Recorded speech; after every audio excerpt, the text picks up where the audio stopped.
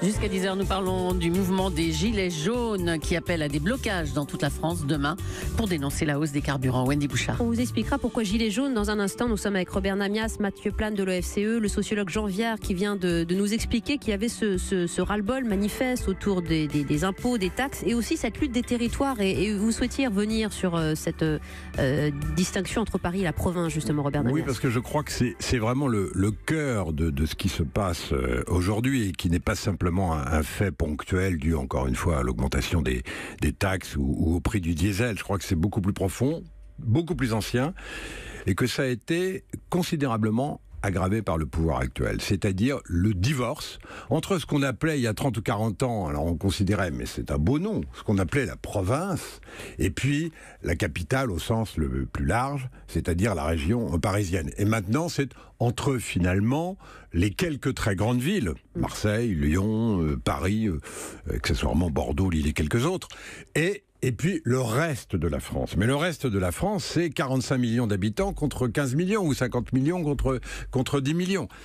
Et ça, c'est une situation qui effectivement a été considérablement amplifiée par le gouvernement Macron depuis un an. Ça existait déjà. Parce qu'il délocalise beaucoup, ce Matignon en sentiment province, d'être mal aimé, d'être délaissé, vrai ou faux, d'être ignoré même au quotidien et d'être même méprisé, on a parlé de l'arrogance du pouvoir exécutif, a été singulièrement amplifié, y compris la première année, après le vote sur la loi travail, le vote sur la réforme de la SNCF, où on a eu l'impression que le pouvoir lui-même, enivré de lui-même, pensait qu'il allait pouvoir réformer ce pays, peut-être encore une fois, à juste titre pour la plupart des mesures, mais finalement sans l'assentiment du peuple et sans l'assentiment des Français. Voilà.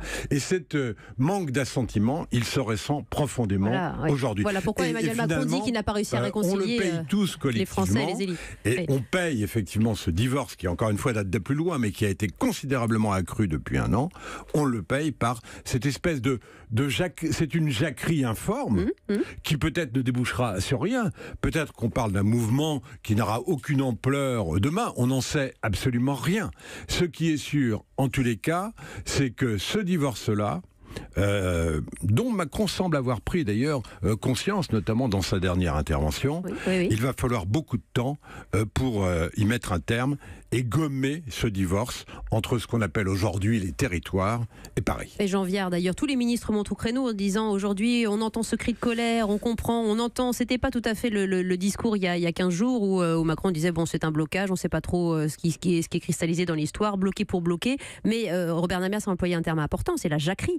La contestation populaire qui peut faire beaucoup de mal, et l'histoire française nous l'a prouvé, Jean Viard.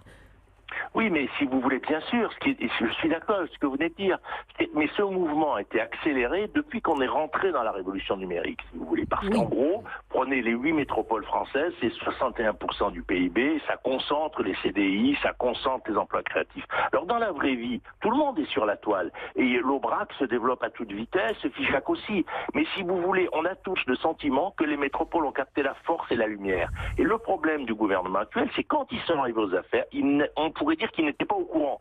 Ils ont été élus sur autre chose, ce sont souvent des jeunes gestionnaires, et au fond, cette question de la rupture territoriale qui aurait dû être au cœur de l'action publique, ils l'ont marginalisée. Ils ont dit, oui, les élus sont de droite, les grandes associations d'élus, il y avait ça aussi. Mais si vous voulez, ils n'ont pas vu que partout dans nos sociétés, on est rentré en conflit entre les grandes villes. Trump n'est pas élu dans les grandes villes. Le Brexit n'est pas à Londres. Et donc, cette question, elle est de toutes les sociétés développées. Simplement, au lieu de se rendre compte que c'était une ligne de fracture centrale accélérée par la révolution numérique, ils ne l'ont pas vu. Alors, l'intérêt de ce mouvement, à mon avis, c'est que s'ils n'en prennent pas conscience cette fois-ci, ils sont morts. C'est-à-dire qu'effectivement, s'ils ne comprennent pas qu'il faut qu'ils fassent des politiques horizontales, de solidarité entre les gens et les métropoles, que justement, ça ne soit pas sans arrêt qu'on vous mette des barrières supplémentaires entre chez vous et votre lieu de travail, mais au contraire qu'on vous ouvre des voies de réflexion. Oui, je vais prendre un exemple, et puis après, il faut que je me somme un exemple. Moi, j'attends à ce que les départements qui n'ont pas d'université aillent construire des cités universitaires dans les villes universitaires pour leurs jeunes. C'est-à-dire qu'on ait des politiques horizontales qui tiennent compte de la vraie vie des gens.